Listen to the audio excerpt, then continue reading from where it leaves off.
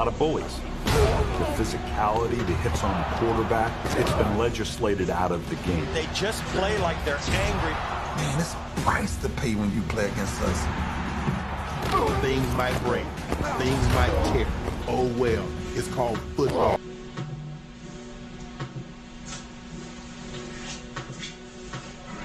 We are live. Welcome to the RawDawgers Sportscast Live. I'm Sean Watson. I'm Ryan Gessler. What's going on, everybody? Appreciate everybody tuning in. We're going to cover the new 30 for 30 came out February 5th. And as much as we hate that Baltimore team, and I hate to admit it, that film was really good. It was really good. It was really good. I enjoyed it. I never knew, one of the things, I never knew how great Brian Billick was. I gotta tell you, when I was that age, I didn't really have that, because I don't remember the move. I didn't hate Brian Billick that much. I didn't really hate that team that much until I got older and understood the history. Yeah. So I was always kind of a little bit of a fan of some of those teams just because of how great, thanks Dalton, how great those defenses were. I mean, Ray Lewis was just unbelievable. So, quick story. I was actually at the last game at Municipal Stadium. I was a senior in high school, dating myself here. 1995. It was in December of 95, and I actually went up there with a Bengals fan that I was friends with in high school. Believe it or not, we were friends. We grew up together. But this guy had season tickets even when he was like in high school, and his mom, I couldn't believe he let him do that, but he would drive even to away games when he was 16. He had a Geo Tracker. So when he got his tickets, 40 miles to the gallon. yeah. When he had a Geo Tracker, and I remember him driving to Carolina for that away game that year. But so Modell made the announcement. I remember Cleveland made the announcement. It was, I think, in the spring. I think it was the spring of '95. I believe they made it, but he'd already got his season tickets. So before that, he was just asking some of his friends, me included, if anybody wanted to go to any of the games, especially the away games. And I said, well, I'll go to that Browns game. I said, if you don't mind going to Municipal. No. And then, that's what he said. He'd go to Indy, Carolina. So then the announcement came. That's what it was. The announcement came. It was like a month into the season, right? Yeah. Because they were 3-1, 4-0. Yeah, I can't even remember if it wasn't a month into the season. Yeah. See, like I said, I was a senior in high school. Well, I just watched the documentary of that not that long ago. Okay, all right. That great documentary too, by the way. We're a little bit biased. But I remember going to that game, and there is some real sketchy footage on YouTube.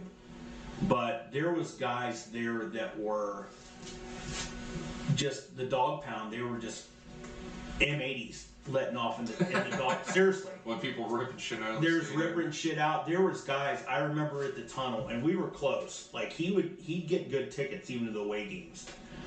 But I can't remember if it was Langhorne that jumped up in the section right there, and I got to pat him on the shoulder pads. I mean, it was like a real. We were first row. I'm tearing up just thinking about it. But we were right there, and I remember some guys that were walking. Remember though, I was 18. There was guys there that were taking out whole sections of bleachers, and they were in the security. Didn't give a fuck. They just moved to the side. Yep.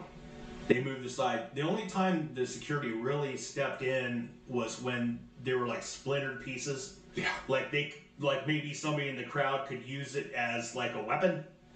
Then they would maybe let them put it down. But I remember specifically at least 3 or 4 guys together who had, and I think they unbolt, but they like brought hardware or they brought tools with them, and they unbolted shit into the stadium. Yeah, you can bring stuff in there. Yeah, but just I don't know, we're getting a little bit off track here, but getting back into 30 for 30. So the whole thing that was another thing. We were coming across that parking lot. There were shirts.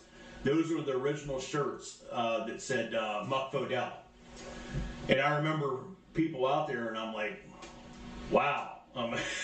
This was one of my, I think the first time I ever went to a Browns game was when I was 12, and I went with my uncle up there, and it was a Jets game, and we were in one of those positions where, because the old Municipal, there weren't all good seats. No, well, you had the pillars and yeah. So, but I was 12 years old. It was the first game I went to. I mean, I went to some Indians games there when I was probably 8, 9.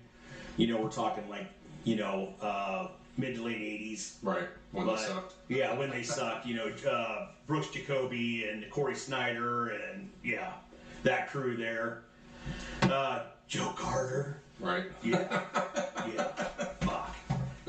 So getting back into this, the whole Baltimore, just kind of lay that down. And if you weren't a fan and you experienced that, I'm not saying you can't appreciate it, but if this whole Baltimore move, so that was the last Browns game in Municipal, last game of the old Browns, and then there was Baltimore came in the fall of '96, I believe, right?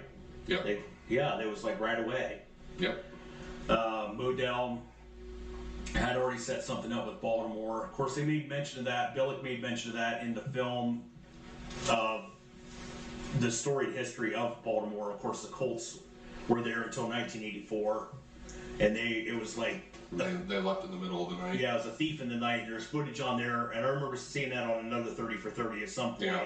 Where when the fucking semis were leaving. Mayflower moving trucks. Yeah. Were just taking them out of there. It was like one Colts Way. I can't remember the name of the road. You know how all these companies have their thing, but anyway. What do you think? that was a great segue. So it wasn't. I loved the beginning, and I always loved Tony Saragusa.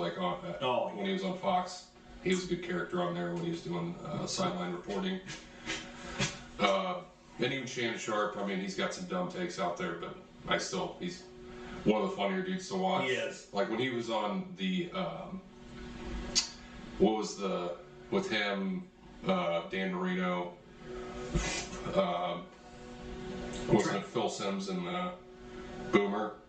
Oh, on that. They were. Was he part of that crew? See, I remember that. That was like right after he retired. This was like mid 2000s. Okay. But they had a lot of fun on that. I really remember him, and as much as you hate Cowherd, and that's fine, but I remember him, Cowherd really kind of grooming him, I think, and he had him on there. When he was on ESPN? Yeah. No, when he was on Fox. When he was on FS1, like maybe Cowherd's first season. Okay. And then immediately he got the show with like Skip Bayless, like the following season. Yeah, but Skip! But I just think Shannon Sharp was great in this. Of course, we expected that. Right. And you've seen two former Browns up on that stage. Trent Dilfer and Jamal Lewis. Yes, I was thinking about that too. And Jamal Lewis had a good year. I mean, he had a good year for us. 2 good years, really. Yeah, 2. Yeah, you're right. 2007, 2000. Yeah. He was good in 8, but the rest of the team wasn't. Yeah, you're right. I was thinking, no, he would have been. His first year still was with Baltimore? Okay, when was he with Baltimore in 03-04? Yeah. Okay, all right. 03-04, that was, I think 2003 was the game that he got the record on us. Okay, maybe that's why I remember that one so much. Mm-hmm. What was it, 298 yards or something? It was 295. Okay, I know it was pushing 300. Yeah, and I remember that. Who broke that? Was it Adrian Peterson? It might have been. I don't know exactly. Yeah, I remember watching that game. The dude was like a fucking bowling ball. When he came to Cleveland, it was fun to watch. Yeah, it was. It definitely was. He was a big reason why we won that Snow Bowl. Well, when you said 2 ex-Browns players, I'm like, well, I thought of... Ozzy? No. Well, yeah, of course. That's another bad part there, because, I watched those teams in the 80s, but I didn't think about the GM. Right. Well, I thought you were talking about the players, which you were, but, throwing Dilfer out there, then I had to think a second. I'm sure he probably was a Browns quarterback at some point. It was 2006, I think. Yeah. The one good memory I have with him was, I think it was against Indianapolis. we went and beat the hell out of Peyton Manning. It was like, I think it was like 30-13 or something like that. Yeah. It was like, because it was like every year they started out like 2-2, and there was hope. 3-3. Right. And then it was just like, It's really, I mean, it's really a mirror effect. I mean, when you think about the Browns, if you think about like one of those funhouse mirror type situations where you go in there and there's like 10,000 reflections of you. Yeah. That's what you feel like being a Browns fan. Yeah. So it's a lot of cookie cutter mirror type situation. So, Dalton says it was AP. Yeah. Good looking out. I thought it was Adrian. Yeah, Adrian. So, I started out with Brian Billick. I don't think he really gets the credit that he deserves. I know I didn't give him the credit. Of course, he only won the one Super Bowl with them. But wow, I mean, They never really had a quarterback until I got Steve McNair. That was the end part of his career. right. But I mean, Billick. So the history, and they go over this in the 30 for 30. So he was a graduate of BYU, but then they had a segment in there when they were talking about. They showed it in the clip. So first off, I should start off with. I thought it was a little odd how it started out. Yeah, I didn't. How they did the show was a little. I thought it was a little weird. Because they were also adding into the 2001 Hard Knocks. Yes. So if you don't know the history, it would be kind of confusing, I would think. Well, and of course, Hard Knocks is they set hard limits. Not to make a pun there, but it's like no team ever that makes the playoffs gets to go on Hard Knocks. Yeah, I think they're the only So that's playoff team ever. they won the Super Bowl, Yeah. and then the next year they were the inaugural team on Hard Knocks. Right. So, but getting back to Billick, first off, let's go. They go ahead and they bring these guys out on stage. It's almost like a Baltimore Ravens pep rally in the middle of Baltimore in some 20-year auditorium. anniversary Yeah, of the Super Bowl. right. So they bring him out there. I'm like, and then they bring Ray Lewis up, and he's holding the Lombardi Trophy, not a dagger. He's holding a Lombardi Trophy. And I'm like, what is that? It's long and silver. He's about to go at the crowd now.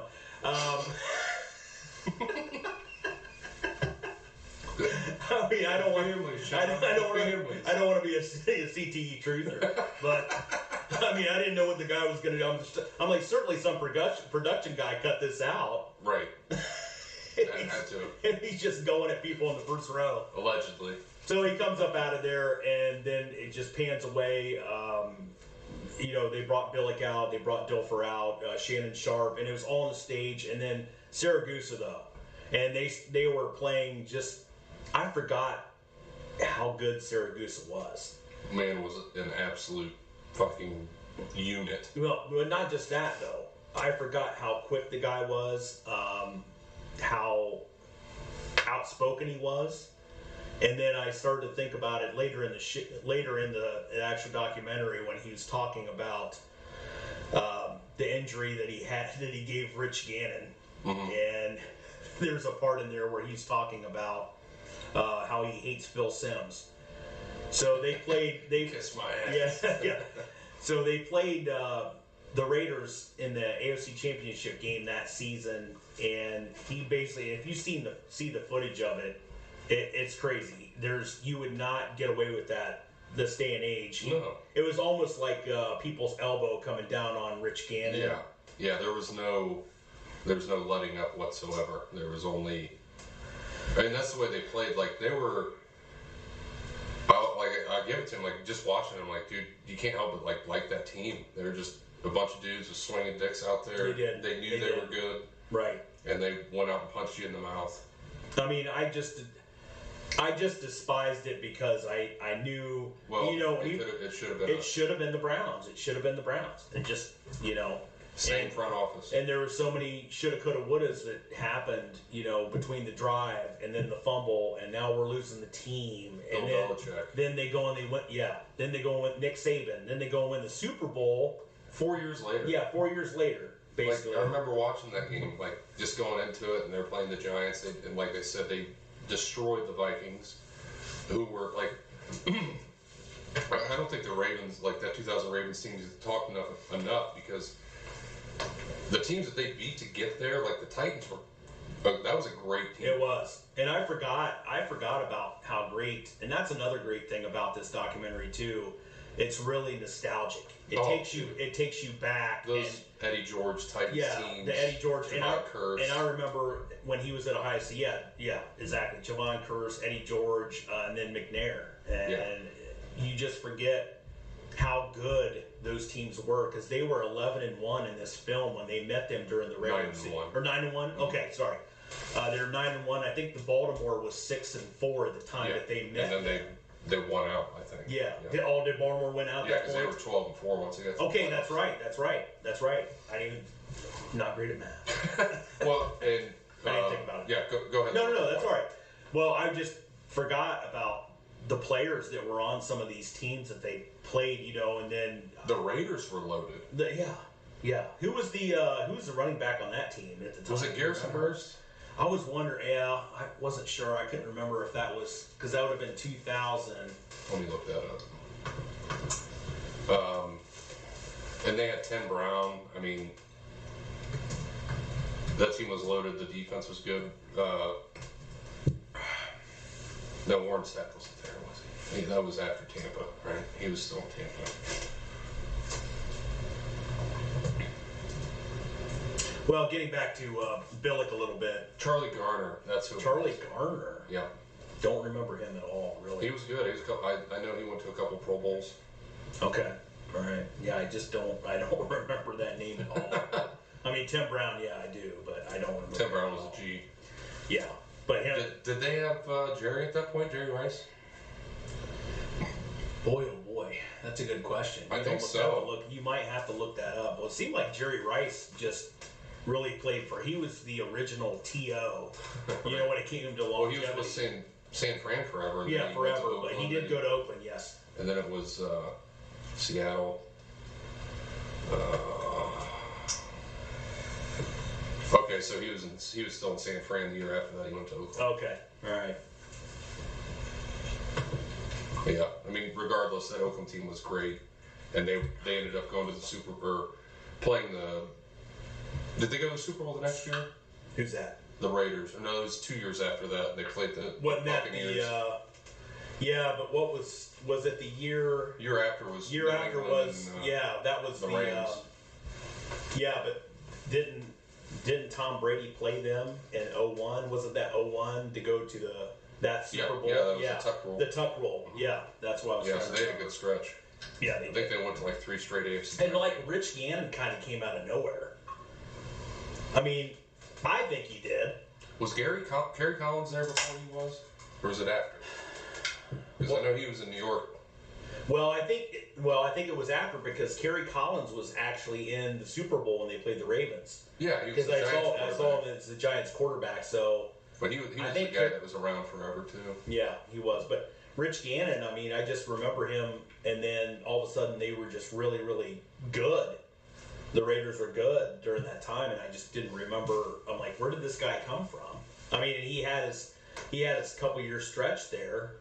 Anyway, like I said, I keep going back to this. There's a couple quotes in there that Brian Billick had, and one of them was when Baltimore went to Tennessee, who was 9-1? You say they were 9-1 at that game. Mm-hmm. They went to Tennessee and they had lost at home to them earlier. It was a revenge game for Tennessee. It was a revenge game for Baltimore. Because that's when Tony Banks threw that pick six. That's right. Like I said, it was a long 30 for 30. Yeah, I had to rewatch it about 4 times.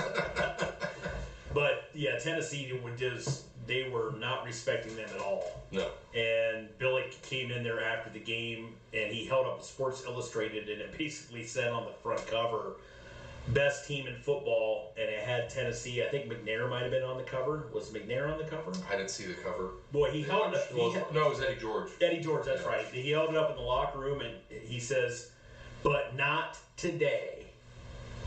And boy, did it ever fire them up. And there was parts in there that it was talking about where Billick was just getting the team pumped. I mean, even would it be in practice? He seemed like that type of like rah dude. Yeah. And like I said, I was kind of like Billick, even like as an announcer. Well, I don't think he was an announcer, but like one of the. He was he was an analyst there for a while. Yeah. But yeah, he was a character. I mean, that whole team was full of them. Just Saragusa was great. Yeah, Saragusa he made the show. Yeah. You really thought that Shannon Sharp would probably steal the 30 for 30, but Saragusa was, and he just passed last year. 55. Yeah, that's crazy. That's crazy. It's like 10 years away for me. like yeah. And I feel like Saragusa. I look like Same physique. Yeah, exactly. There's another quote in there with several quotes from Saragusa, but he was talking about when Billick was calling him up on the phone. I think it was like pre-training camp. Yeah. And he said, "You gotta fucking. I don't care when you get here. Yeah, but you gotta weigh in because if you don't weigh in, then so-and-so's not weighing in." Sam Adams, the other defensive tackle, he was a beast. Nobody's weighing in. Like everyone's gonna be running 40s. Yeah. Yeah. Mostly everyone. Yeah. If I gotta run 40 yards to tackle somebody, we ain't winning. That's it. That was another great quote that Saragusa had on there. And like I said, nostalgia, like that was just I don't think that type of mindset would fly anywhere. Mm-hmm. But at that point, you just had to be meaner than the other team, really. Yeah. And they had obviously had the athletes like Ray Lewis is probably one of one, other than maybe Brian Urlacher at the linebacker position. Oh, yeah. Like, just physicality wise. Yeah. And it's just hard to believe that you would have that many guys on the same team that bought all into this. Oh, you had Rod Woodson. Yeah. Because he came over from Pittsburgh, right? Was he in Pittsburgh before there, or was it the other way around? I thought he was. No, he was in Pittsburgh first. That's right. Wasn't he a Raider for a little bit? Well, that's who he was on the 30 for 30 also. Yeah, but he was a Raven. I said a Raven. Oh, you said Raiders. Okay, I'm sorry, I didn't hear you say that. Did he play for Raven? It might have been after. I don't know. Yeah. Because they got Ed Reed, I think, the next year. God damn! Someone tried to call into the show. Yeah, they might be. I forgot. Oh, good. The one person that sells a landline that is working.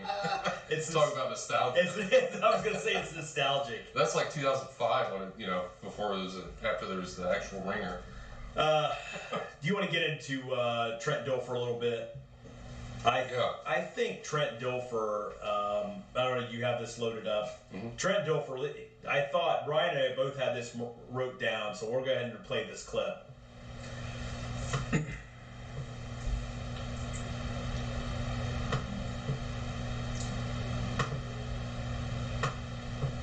Modern day game does not impress me.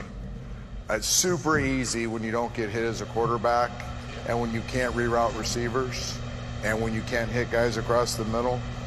I love Tom Brady, I love Aaron Rodgers, I love these guys. It's not impressive. What's impressive is what they did.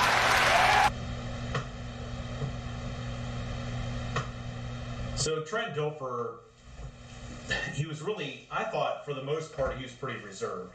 Of course, you have that Trent Dilfer, like quarterback camp, and he's kind of still relevant in the news media. Didn't he beat up some high school dude? Or when is he a coach of his son's high school team? Something and it was was that last year or the year before? Just getting into somebody. Yeah. So Dilfer was in there, but in this particular clip, when he was talking about, and I think he was kind of trying to cover his own ass a bit here when he was making the statement. You can't do what these guys did. These quarterbacks, basically, what he was saying was, they've got it made nowadays. The translation, they've got it made. When you have this type of defense, and he pointed at those guys to credit, and he did give credit to that Baltimore defense, even up on that stage.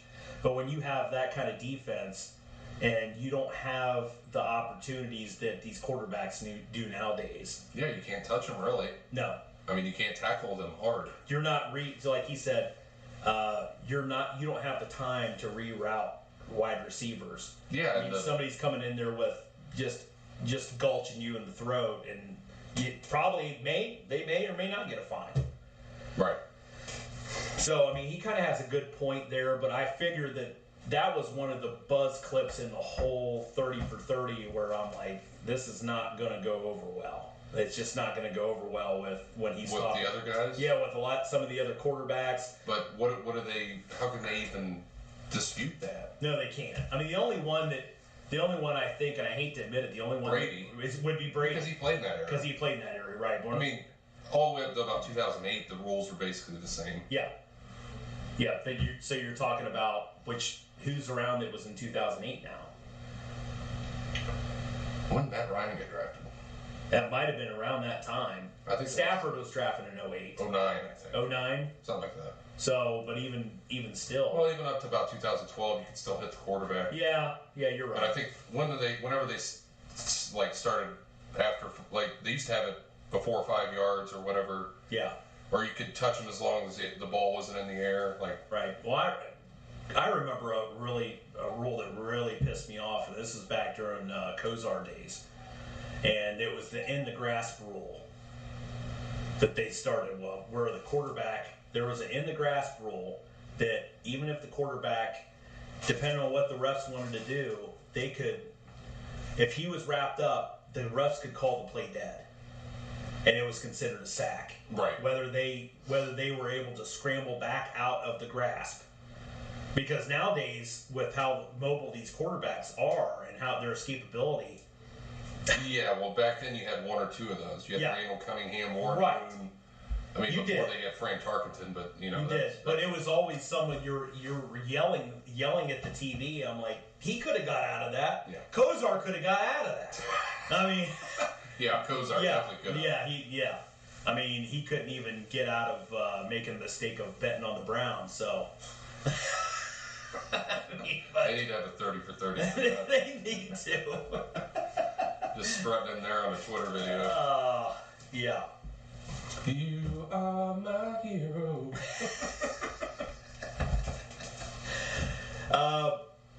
Going back, and this is something I didn't remember too, was the 5 weeks that Baltimore team went without a touchdown. I mean, I understood because Tony Banks was horrible. I didn't realize that he played that much of the year.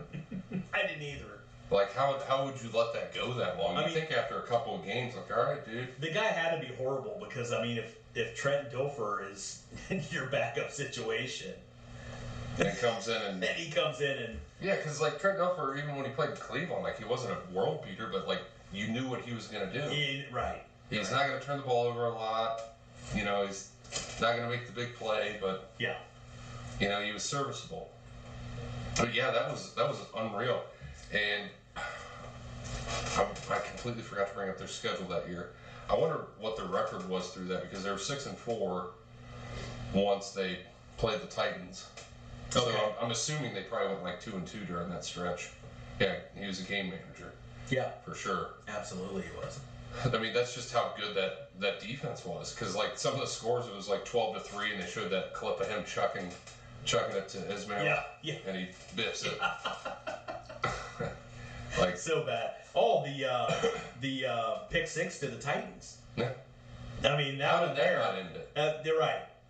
How did that? I don't know. But I think Tony was. I don't think he was a rookie, but he was pretty young. I think was his second year at that time. I think so. Yeah. So he was, they were trying to give him, and I think they went 8-8 the year before. Yeah. They were trying to give him the benefit of the doubt, but once it got to that point, like they said in the documentary, like, all right, Tony, it was after timeout. He's like, if they do this, don't do that. And that's exactly what he did. Right. And I pulled him for Trent. Another angle that I really was curious when I first started the 30 for 30 was how were they going to deal with Ray Lewis and that whole situation and the alleged murders in Atlanta. Allegedly. So but then knowing ESPN and how woke I do believe they're a pretty woke network. Yeah. they brought it back again in the 30 for 30 when they got to the Super Bowl. They brought another clip back in. Well, they brought up what they were bringing back up at that time. Yes. I actually thought that they didn't touch on that as much as I thought they would. Really? Okay, well, that's true. Knowing ESPN, yeah, you're probably right. I figured it would be a talking point right now, and Ray Lewis would be like in limbo of his job. Yeah. Yeah. But, at this point, so much time has passed. It has. So. I mean, if the juice is loose. Right, if the juice is loose. I mean, if the glove does not fit, you must have quit. I mean, who cares about what Ray Lewis might have done? So, what was the other thing that I wanted to bring up? Oh, yeah, where Billick addressed the podium, it was pre-Super Bowl week, and Jeremy Schaap, if you're not familiar with him, his dad was on the and I always liked most of Writers. his videos, or his, Schaap, you mean, or Schaap, yeah. His dad or himself? Because his dad was on one called the Sports Writers. It was before that. Well, Jeremy Schaap, I liked a lot of I can't remember what program that was on ESPN that he did. I can't think of that. I know what you're talking about too. They usually had some pretty good pieces, but that was a kind of why. Right. But it was a year before, so. But I think Billick ESPN doing ESPN things. Yeah. Billick brought up a great point of this too, and there was a clip of him addressing the Super Bowl media, and Schaap came and had this piece about Ray Lewis again, so it almost stirred the pot, and it was almost like the media banding together to try to bring Baltimore down. Well, Michael Jordan was retired, so they had to have. Was he? I don't know. Did he come back a fourth time? I don't. That was right. That was the year before the Wizards. All right. Yeah. he was playing water polo. He was there in spirit. Yeah. No, he's probably betting on water polo. Oh, dude, for sure. Shout out, Mark Wade.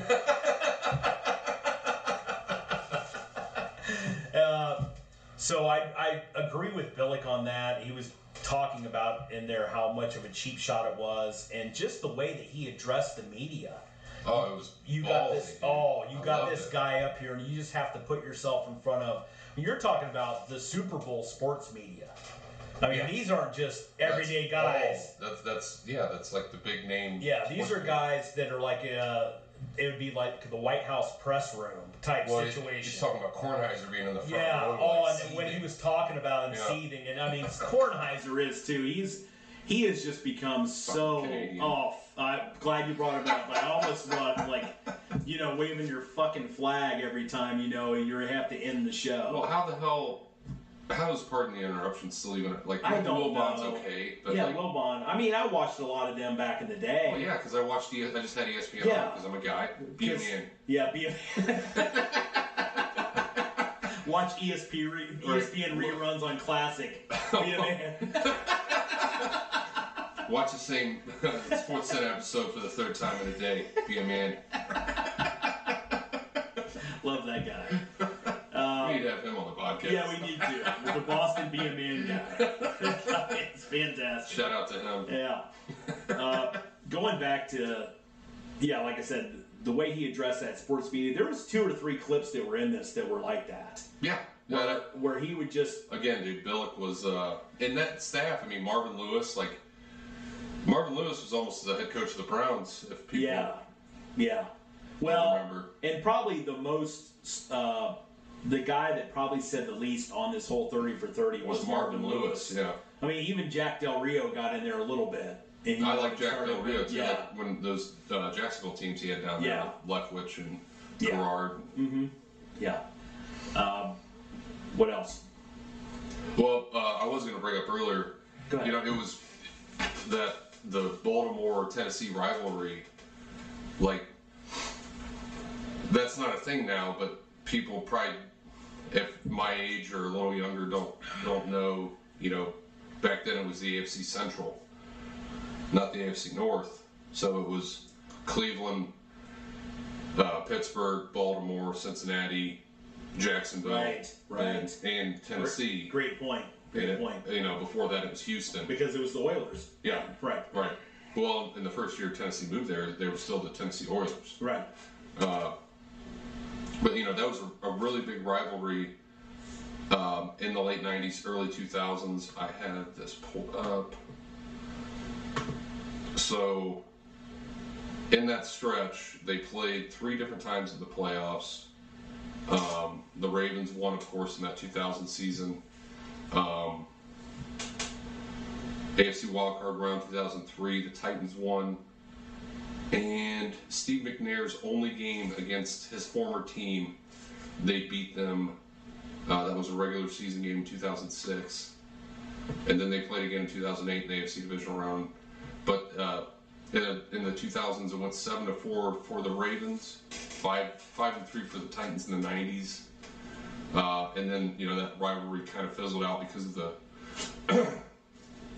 the divisional realignments, with Tennessee going down to the AFC South along with Jacksonville. But those games were awesome with Eddie George and Ray Lewis. Yeah. I think there was a 30 for 30 for their rivalry. Yeah, I think I don't know if it was a 30 for 30, but there's definitely something there. I think I remember that too. Hey, paint. Still pissing out the asshole there.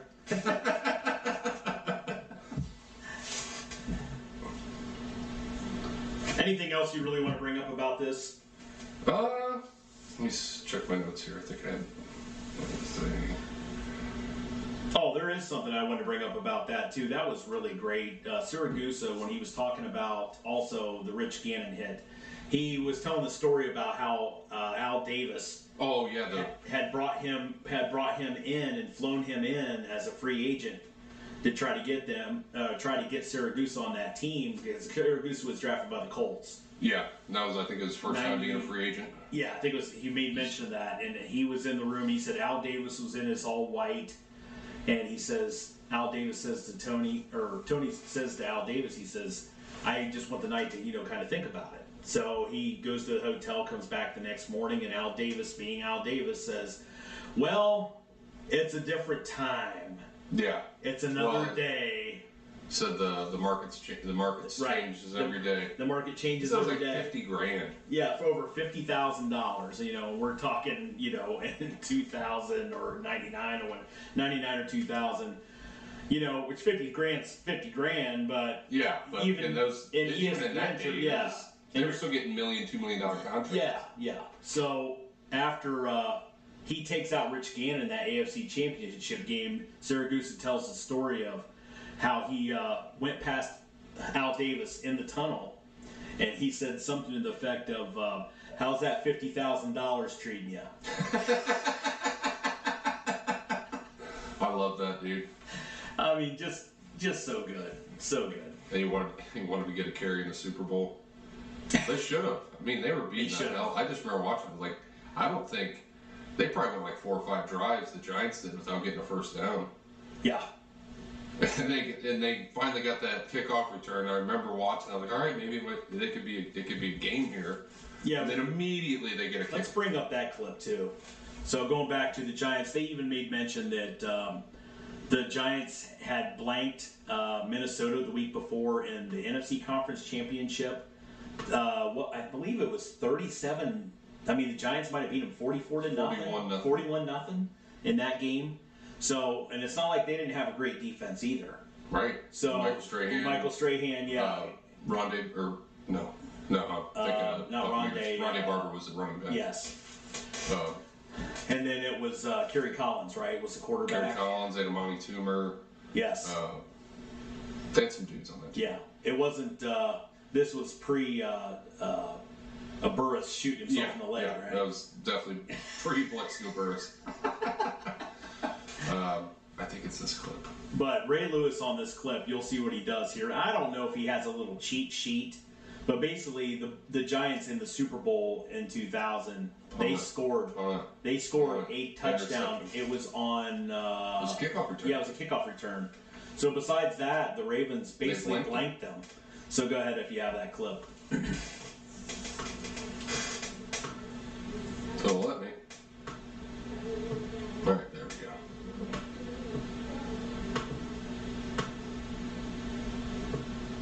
So why wouldn't this be happening?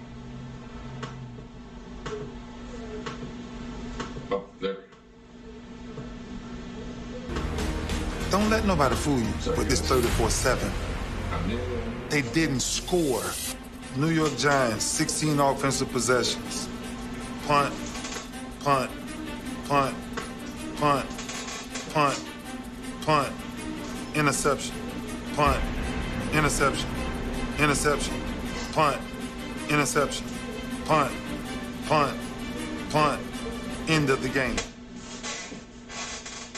Basically, 16 offensive possessions for the Giants.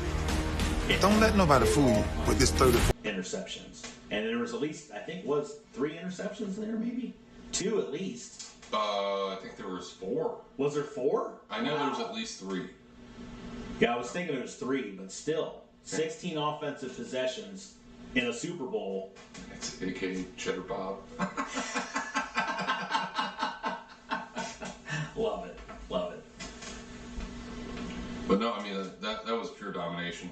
That and the Seattle against Denver game was probably the 2 biggest dominations I've ever seen in a Super Bowl. I mean, there was the Dallas and Buffalo back in the day. Oh, yeah. I didn't get to watch those. Yeah, that was the I brought that up on the Super Bowl pod. The Leon Lett getting stripped by Don Beebe. Yeah. What was that like? Didn't it, it was 50 something. Yeah, it was killing. I mean, it was a because they only had Buffalo made to 4. I think the only one that was close was the one against the Giants, right? Or they missed. Yeah, I think that's what it was. That was the first one, I think, maybe. It might have been. I mean, I felt kind of bad for Marv Levy and that all whole the crying situation. Jordans for the city of Buffalo. That's bringing up. Oh, by the way, we brought this up last pod too. So we always have our Crying Jordan segment. We don't have one tonight. So if you're waiting on that, you might want to go and get another beer and come back to the screen. Yeah. But we want you guys. 4 interceptions. 4. Okay, good. Thank you. So we want you guys to come up with any Crying Jordans or send us nominations. Yeah. And we will give you a shout out on our podcast. And we'll go ahead and put them up there. But only the best ones will get picked. Yeah, if they're good. Yeah, if they're good. I mean, we would love. As savage as possible. I mean, if you want to make them, I mean, it's better if you make them because it's probably ones we haven't seen. But if you find them somewhere and you're able to steal one and we haven't seen it, please do, and we will throw it up on the podcast. I will say this. This is the savagery we're looking for. Right. Rip Palestine.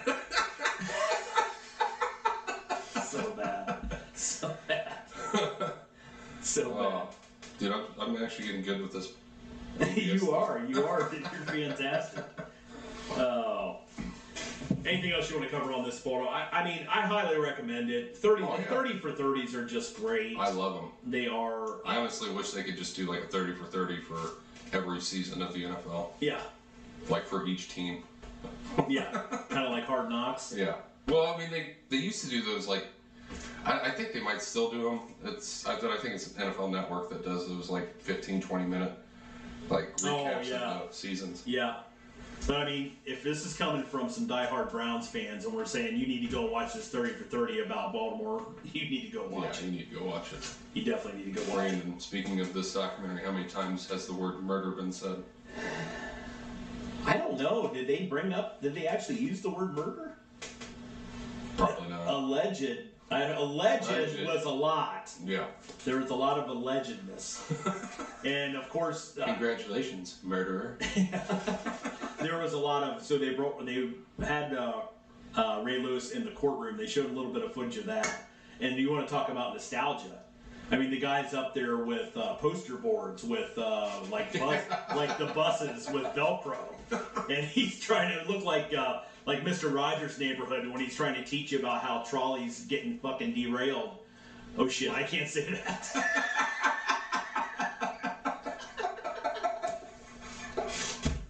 Jesus, I mean, it just kind of came to me. Oh, it's just on the back of your mind. See, the people over Make Believe Land, they weren't smoking, man. They just got the fumes from the fucking trolley derailment.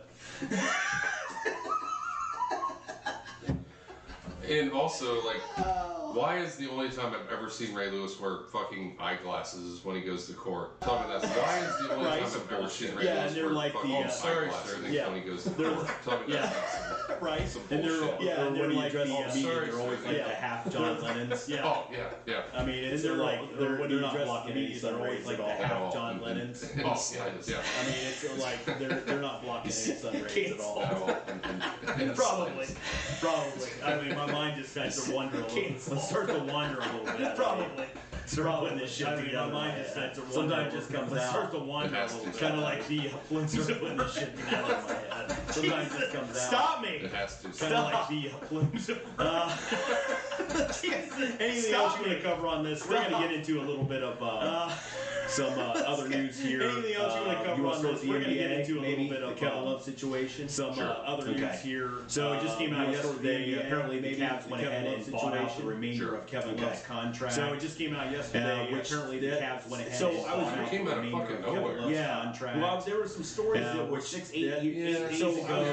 But I mean, like, that whole situation. There were some stories that were 6-8 days ago. Well, just like at the beginning of the year, it was that whole situation. Kevin Love's so awesome. Like, bench, six-man. Well, just like at the beginning of the year, it was like Kevin Love's so awesome. Well, bench, six-man. What I've read, so about 8 days ago, there was denying stories that the Cavs were definitely not going to buy out his contract. Then yesterday it went ahead and came out. The Cavs were definitely I guess he's missed like 12 games. Then yesterday it went ahead and came out. He hasn't played for like 12 games. I guess he's missed like 12 games. Or he hasn't played for like 12 games. We might have got canceled. We might have got canceled.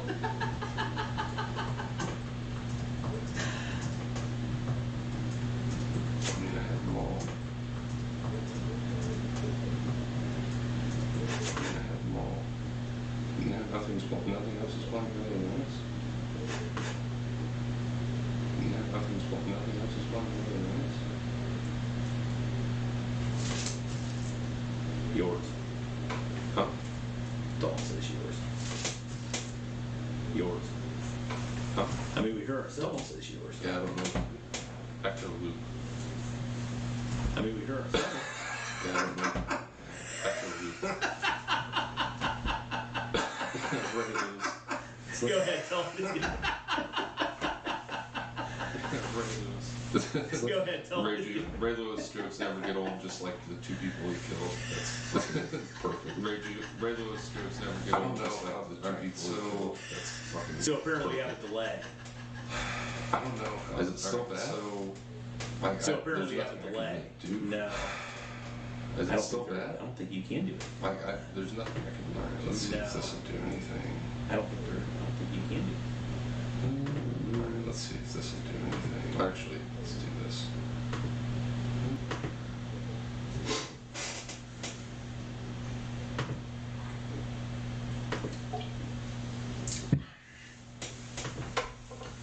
I mean, if we can't get it fixed, I do have the poster board back here, and we can try to describe the buyout of Kevin Love. Modern day game does not impress me. It's super easy when you don't get hit as a quarterback, when you can't reroute receivers, and when you can't hit guys across the middle. I love Tom Brady, I love Aaron Rodgers, I love these guys. It's not impressive. What's impressive is what they do.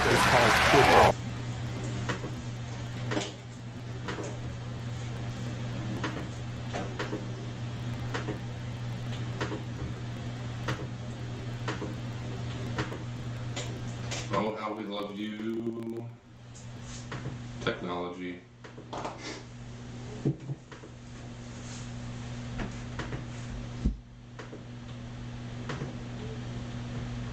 Is it still happening?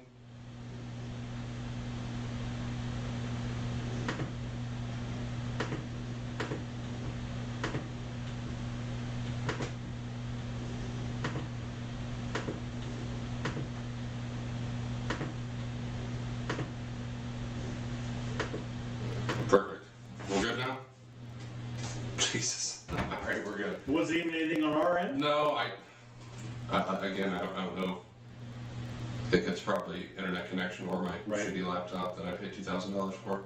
Awesome. But All right, let's get back to Kevin Love buyout. Yeah, let's get back to Kevin Love buyout. So he has what was it, 29 million or something? They have it's close to 30 million. I wish they would buy me out for that. So Ryan, you're much more of a basketball expert. How does that work? Is that a dead cap hit like it is with the NFL? No. I'm trying to find out. Go ahead. So what's going to happen is the Cavs are going to work out details for. I don't even. Was it official yet? Yeah, I think it was official yesterday. So they'll work out details of. He's going to get paid basically all that money. He might take a little bit of a hit. But what the Cavs will do is they're going to pay, like, whoever's going to sign him is basically going to sign him on a vet minimum, which is like $4.5, $5 million. Okay, all right.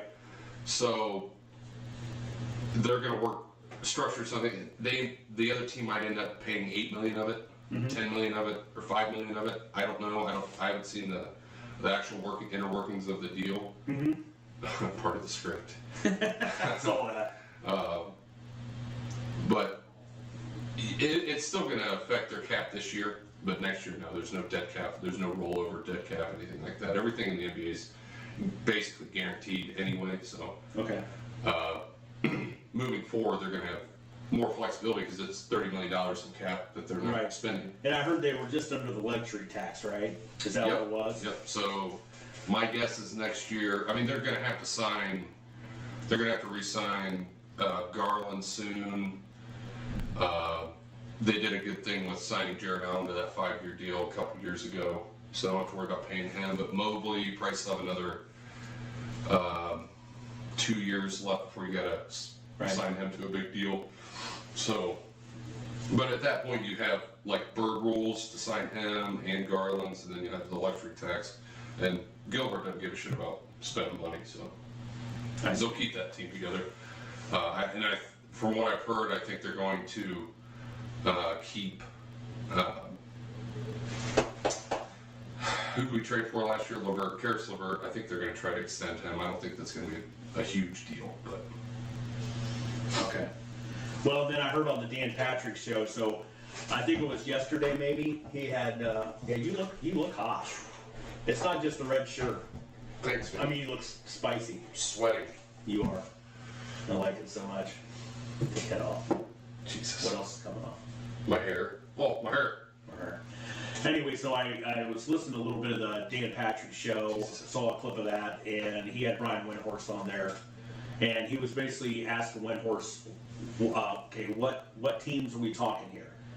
Now, I heard that Miami is definitely the big one. They're interested in Kevin Love, but then Patrick said something to the effect of, Windhorst said, I don't believe the Cavs would allow that. So is there something the Cavs can do to keep that from happening? That's what I wasn't sure of.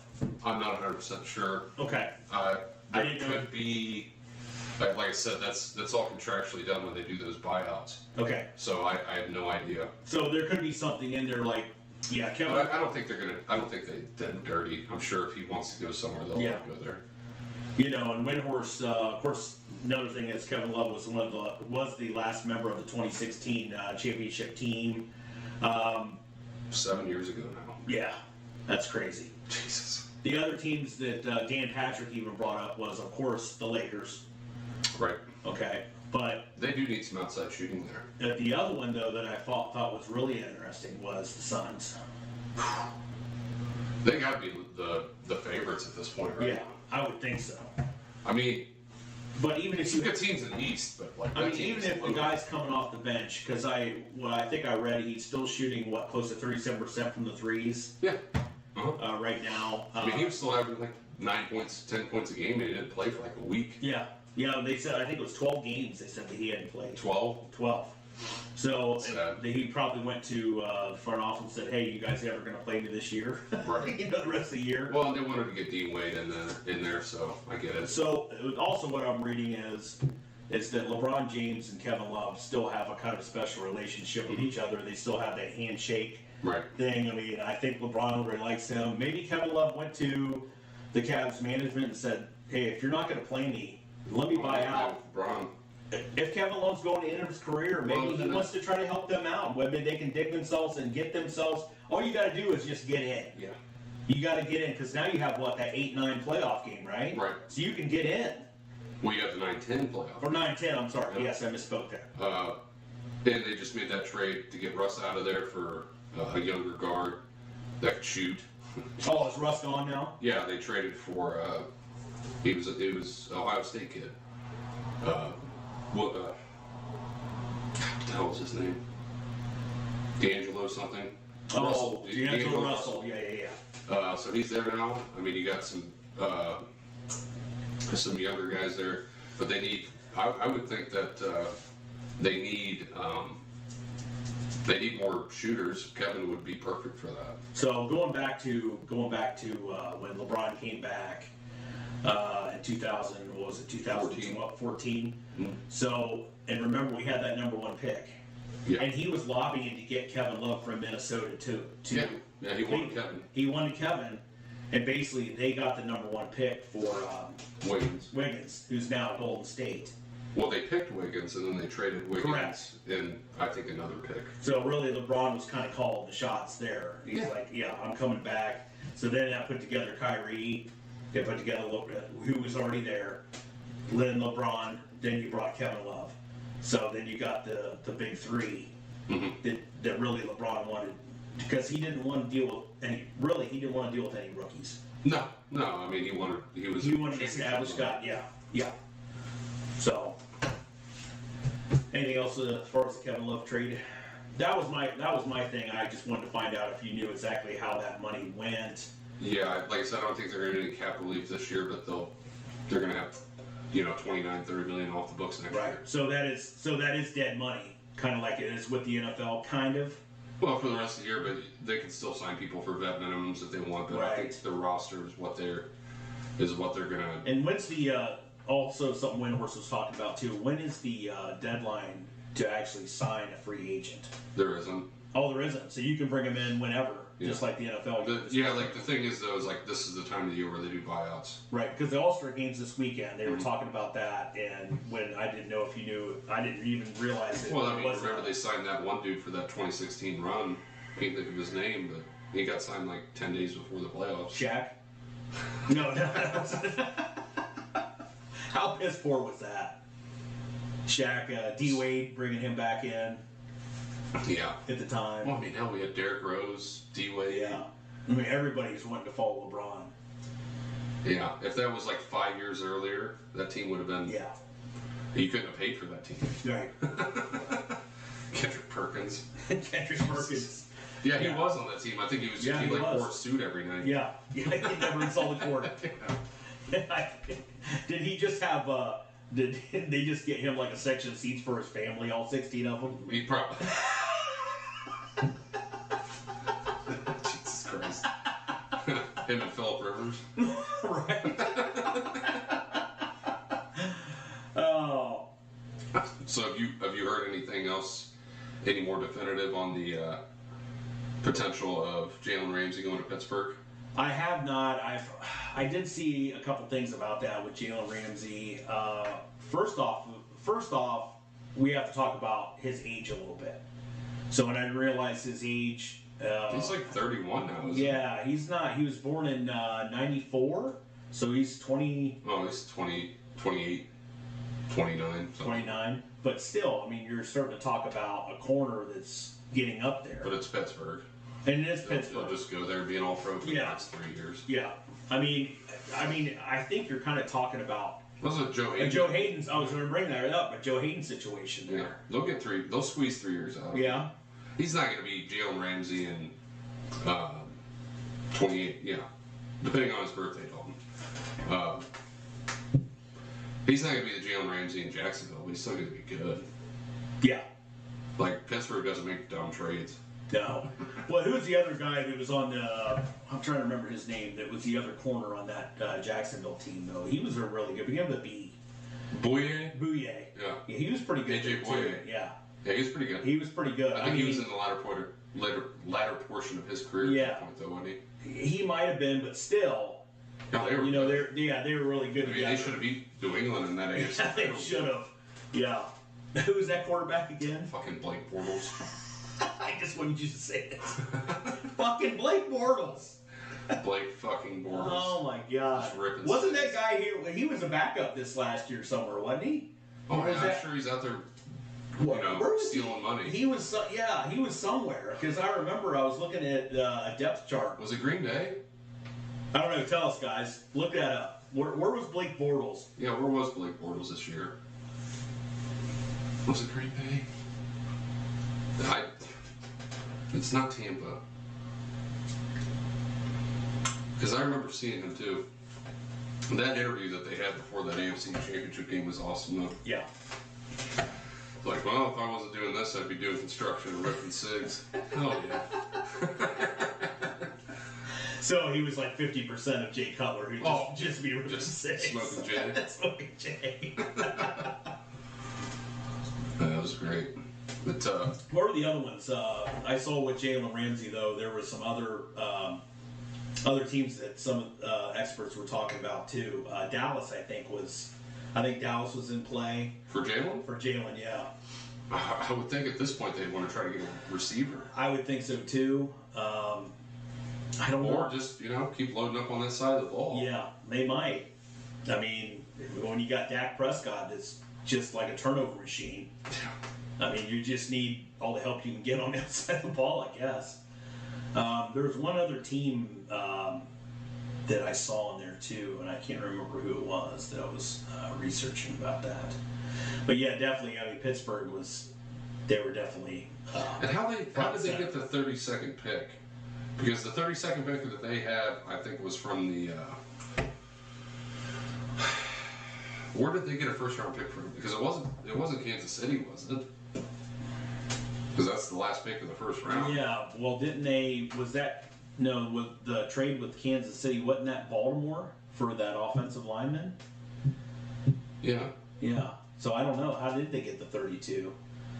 Did it have something to do with the Minka trade? That's what I'm thinking, but they gave up a first-round pick for that. Right. That was the Dolphins, right? Mm-hmm. Yeah, I don't know. I didn't even realize they were in the first round or even 32. That's what the pick that they're trying to get Ramsey for. Right. Because I don't think the Rams have a first-round pick right now. Right. So they're just trying to get back up in the first round. Yeah, I mean, and I hate that for Stafford, dude. You go there 1 year, he got a ring, which I love. But yeah, they're definitely missing pieces. But Any word on Aaron Donald coming back? Have you heard anything about that? Yeah, he's coming back. Is he definitely coming back? Yeah. I haven't heard that yet. Yeah, I mean, he's only like 31. Well, I know, but he kind of had that cryptic tweet there at the end of the end of the season. Well, he said I seen something that might have been on McAfee show that he's definitely coming back. Okay. I don't know if he's dead set on staying in LA though. Right. I would. That would be one if we had a first round pick to You trade. just read my mind. Yeah. Well, we have one 2 years from now that we could trade him, but maybe that's probably not enough. You probably have to give him that, and like this year's second and next year's second, and at that point I might even say fuck it, send it. But I think at this point you got to trade for D Hop. Yeah. Whatever that takes, and then get the best free agent defensive tackle out there, draft one. But boy, sign another one. we sure broke down Jim Schwartz though in that hire.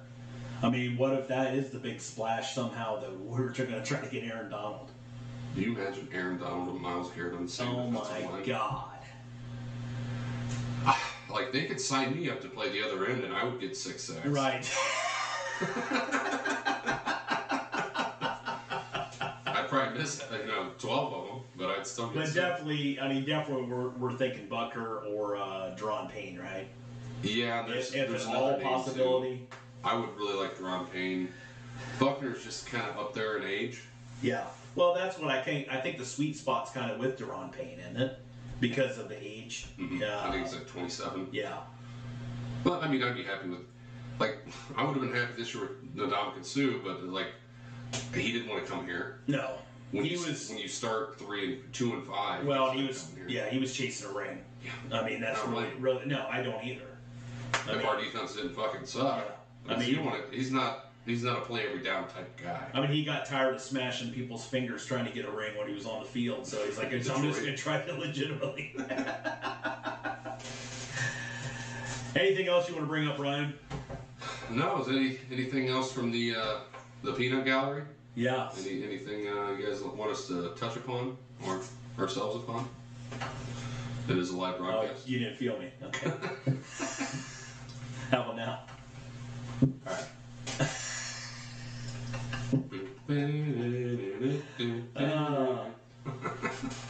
Okay, well, in that case, we're going to go ahead and wrap it up. We really appreciate everybody getting in here, getting on the live, bearing with the technical issues and all that one, but a lot of that's out of our control. Just, it is what it is. If you will, dude, there is no dream. So. Yep.